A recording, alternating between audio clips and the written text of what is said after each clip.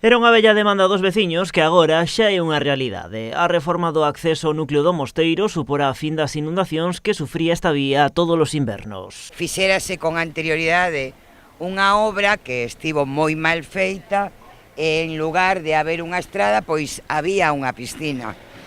E eu que o vin en primeira persona entendín que tiñan razón e que tiñamos que arranxar e convertir este espacio nun espacio de vida, nun espacio público. Os traballos abrangueron un treito de 250 metros. A parte máis próxima á praza integrase nela cunha plataforma de uso compartido con preferencia peonil, unha actuación que contou con fondos do Plan de Reequilibrio da Deputación comprometida pola presidenta provincial nunha visita a Meis hai agora 2 anos. E a presidenta aquel día dixo, esta obra se vai a facer, e hoxe, con unha pandemia mundial polo medio, estamos aquí pois inaugurando, en certo modo, esta obra. Ademais da mellora desta estrada, vense de actuar tamén no mercado de abastos. As obras permiten abrilo como espazo multiusos, unha transformación, di Carmela Silva, sen precedentes. Estamos construindo un Meis mellor, e eu creo que é unha obriga da Deputación de Pontevedra, pero permítanme que diga que non hai quen recoñeza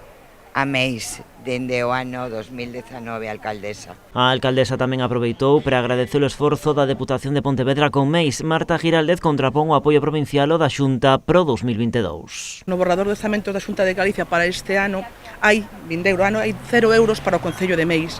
Entonces, por eso ainda estamos máis agradecidos á Diputación, porque cada vez que ven e falamos dun tema, pois a Diputación reacciona. A reforma da estrada do mercado supuxera un investimento total de máis de 300.000 euros, boa parte deles achegados pola Deputación de Pontevedra.